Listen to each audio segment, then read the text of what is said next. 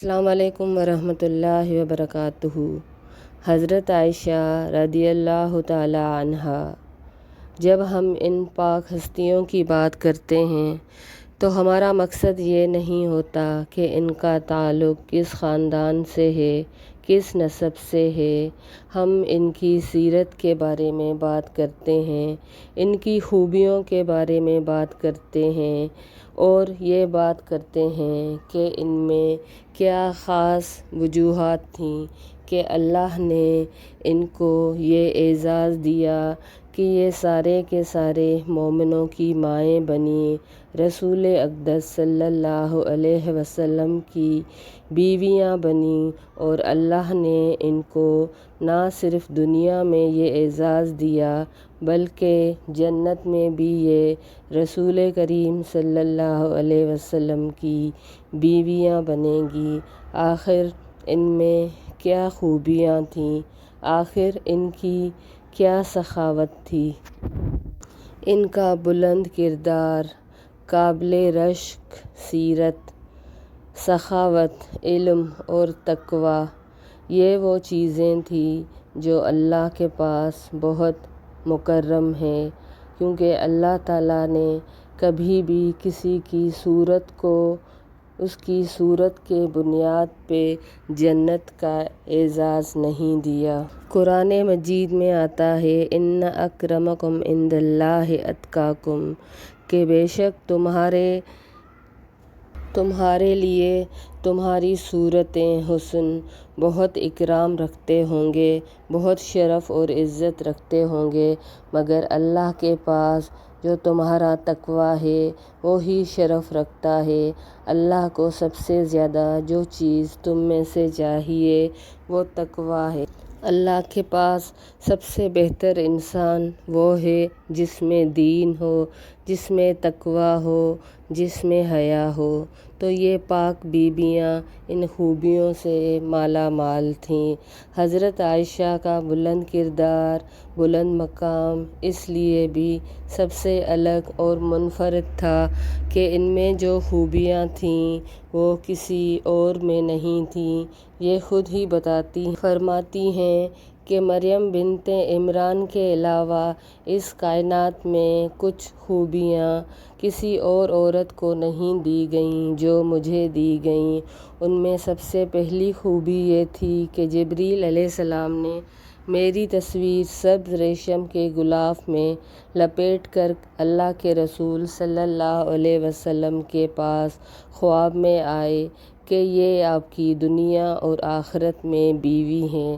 جب رسول اللہ صلی اللہ علیہ وسلم نے اس ریشم کے رومال کو کھولا تو اس میں حضرت عائشہ کی تصویر تھی۔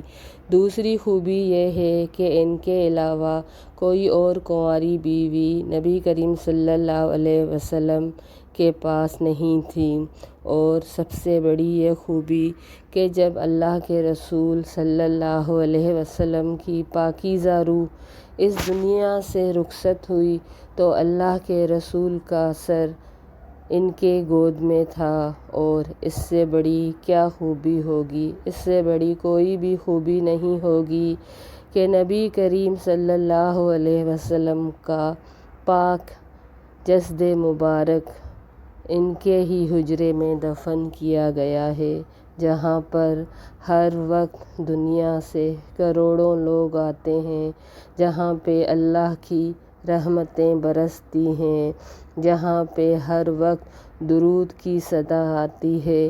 اس سے بڑھ کر کیا اعزاز ہو سکتا ہے؟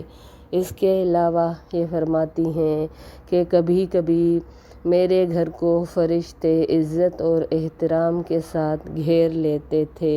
اور پانچویں خوبی یہ ہے کہ نبی کریم صلی اللہ علیہ وسلم پر کبھی وحی نازل ہوتی تو یہ ان کے ہی بستر پہ سو رہی ہوتی تھیں۔ چھٹی خوبی یہ تھی کہ رسول اللہ صلی اللہ علیہ وسلم کے بہترین دوست خلیفہ حضرت ابوبکر کی بیٹی تھیں۔ ایک اور خوبی جو کسی اور کے پاس نہیں تھی کہ جب ان کے خلاف منافقوں نے ہرزہ سرائی کی، ان کے کردار پر، ان کے پاک اور مبارک کردار کے بارے میں بات کی۔ حالانکہ یہ تو معصوم اور اخلاق سے اور سیرت سے پر پاکیزہ روح تھی، لیکن ظالم لوگوں نے ان کو بھی نہیں چھوڑا۔ تب آسمان سے ان کے لیے قرآن میں کچھ آیات نازل ہوں جو کہ قیامت تک پڑھی جائیں گی۔ اللہ اکبر!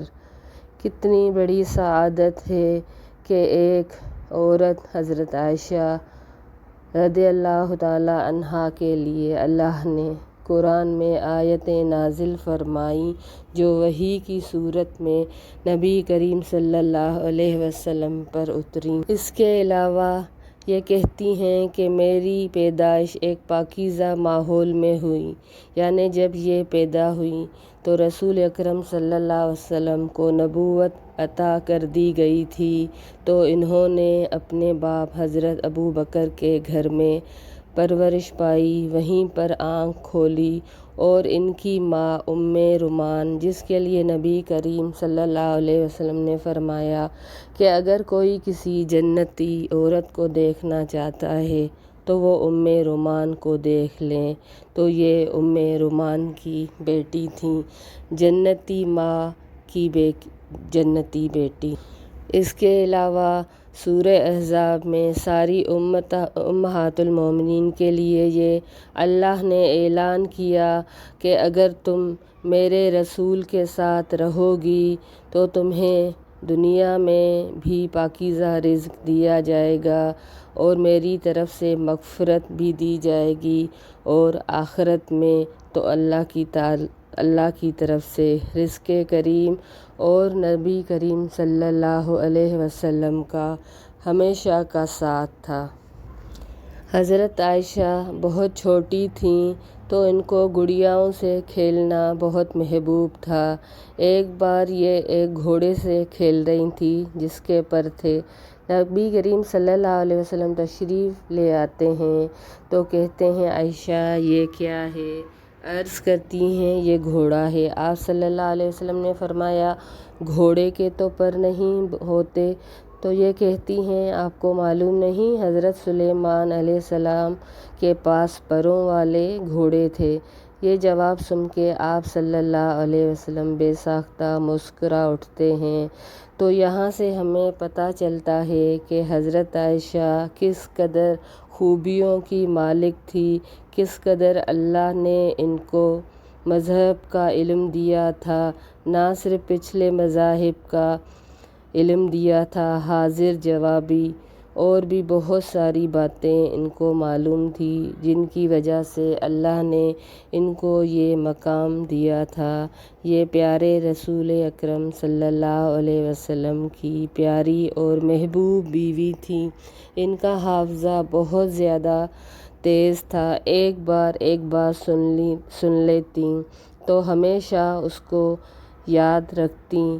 ہجرت کے وقت ان کی عمر 8 سال تھی، لیکن ان کو ہر چیز جزئیات کے ساتھ ان کے ذہن پہ نقش تھی، مطلب اللہ نے ان کو بہت ذہین اور تیز حافظے والی بنایا تھا۔ حضرت خدیجہ کی وفات کے بعد نبی کریم صلی اللہ علیہ وسلم کے اوپر بچوں کی پرورش کا بار بھی آ گیا تھا، اور ایک غمگسار بیوی کی جدائی کا غم ایک طرف اور ایک طرف چچا کا غم، تو نبی کریم صلی اللہ علیہ وسلم گھبرائے ہوئے تھے، پریشان تھے، تو ان کو مشورہ دیا گیا کہ آپ دوسرا عقد کیوں نہیں کر لیتے؟ تو انہوں نے فرمایا کہ کہاں کروں؟ بتایا گیا کہ ایک کنواری اور ایک بیوہ خاتون ہے، کنواری تو حضرت عائشہ اور بیوہ حضرت سودا بنت زمعہ۔ آپ صلی اللہ علیہ وسلم نے فرمایا کہ ٹھیک ہے میں تیار ہوں، تو اس طرح ان دونوں خواتین سے یکے بعد دیگرے ہجرت سے پہلے نکاح ہوا۔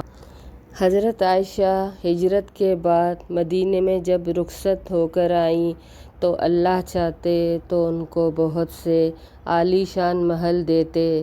اللہ تعالیٰ کے لیے یہ مشکل نہیں تھا کہ اپنے نبی کے لیے بہت سارے عالی شان محل ہوتے جن کے نیچے نہریں بہتیں، جن کے فرش عالی شان ٹائلوں سے، شیشوں سے اور بہترین موتیوں سے مزین ہوتے، مگر وہ کیا گھر تھے جن کی اگر لمبائی چوڑائی کو دیکھا جائے تو وہ چند ہاتھ کی لمبائی پر تھے اور چوڑائی اتنی کہ بمشکل ایک آدمی بھی کھڑا نہیں ہو سکتا، اگر ہاتھ بھی اوپر کرے تو چھت کو ہاتھ لگ جائے۔